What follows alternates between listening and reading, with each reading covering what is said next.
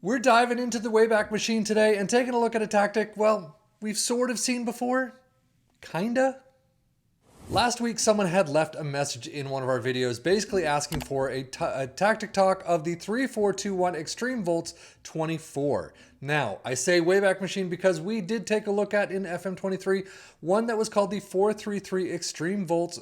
What is that, 17, I believe? I'm not good with my Roman numerals. But we did take a look at them. Tottenham and Wolves getting third and fourth. Newcastle getting sixth. So it did not do too badly for us in FM23. However, this is FM24. Not much has changed. So we'll see what this one does. But the 4-3-3 did have the three up top. It had three in the midfield and four in the back. Segundo Volante, a ball-winning midfielder, and another Segundo Volante in there. So we're going to check it out. And see how this difference changes things for our three teams of Liverpool and Aston Villa in the Premier League and our championship side of Ipswich Town this time. So with all that said, let's just dive in and see how it worked. Well, taking a look at the Premier League, you can see Liverpool coming in first with 92 points, 84 goals, 60 goal differential is fantastic. Aston Villa in eighth though, 66 points, 59 goals is not.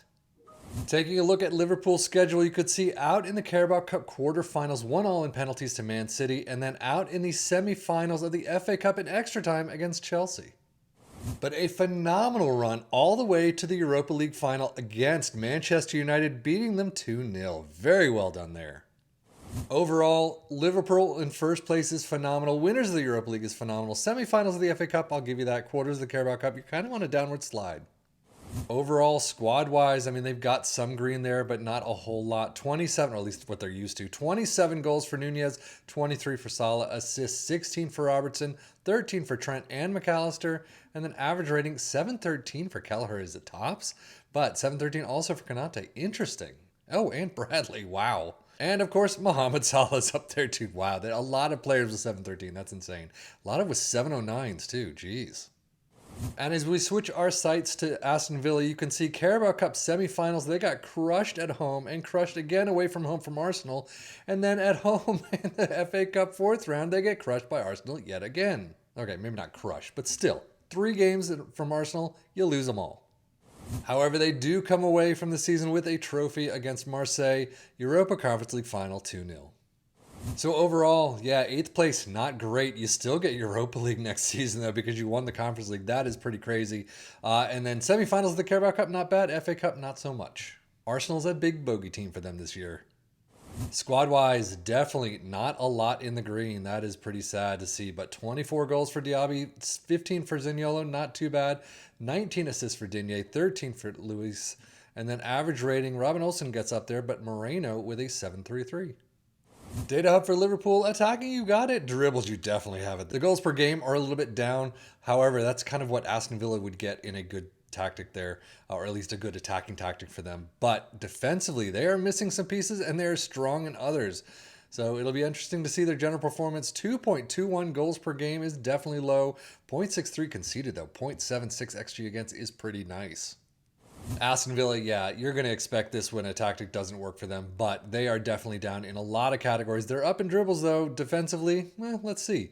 1.55 goals per game is really bad. 0.84 conceded, 1.12 XG against is actually pretty nice.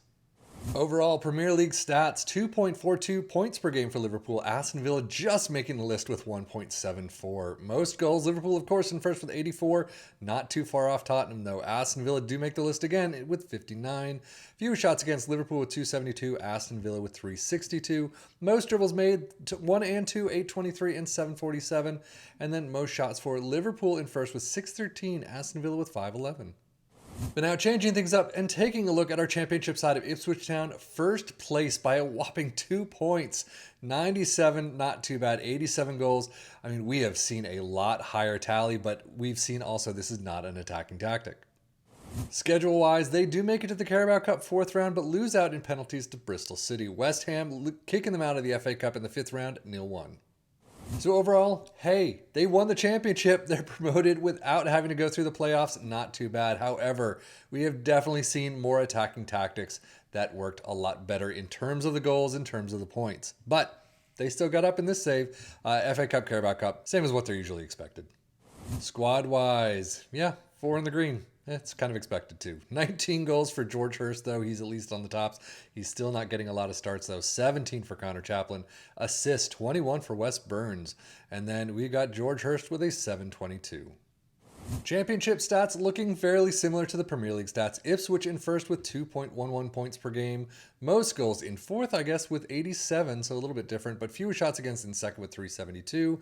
Most dribbles made in fourth with 813, and most shots for in third with 606. But let us dive into the tactic itself a little deeper. We start out with a sweeper keeper in defend, ball playing defenders all the way down that central line in defend, wing backs on the left and the right in the midfield in attack, ball winning midfielders in the central spots in support, inside forwards in attack, and you do not see mark specific positions, so those are not there, but advance forward in attack up front. Balanced mentality, in possession, attacking with the standard approach plays pass into space. Passing directness is shorter, tempo is higher, low crosses, run at defense, and be more expressive. Be more disciplined, not expressive. In transition, counter press, counter, distribute quickly, and roll it out. And out of possession, a high press line of engagement, a much lower defensive line. That is a massive midfield right there. Trigger press much more often, prevent your goalkeeper distribution, and get stuck in. So overall, how did it do for our three teams? I mean, not bad. You can't say Ipswich Town coming in first is a bad position. However, it is not a very attacking tactic. Clearly, it is much more defensive. If you need the back line to be fairly stable and you need the goals not to go in, this might work if you've got a good back line. If you've got Liverpool and Aston Villa, Liverpool doing, again, very well at first place by 11 points. Wow, that's pretty nice over Man City. But Aston Villa in the 8th is kind of the bad part. Maybe if they shored up their back line a little more, they didn't have a bad defensive piece. It just, they can't get the goals, and that's kind of the problem here. So if you've got the players that can kind of magically get it into the back of the net, great. Shore up that back line, you might have a solid tactic. In this case, it worked for some, it didn't work for others. At least it got Liverpool and Ipswich Town to first place. I definitely think you could add some attacking pieces to it to kind of bolster the Aston Villa part in 8th. But that is it for me, Savvy FM, for the Football Manager blog channel, saying thank you as always for watching. Take care and enjoy.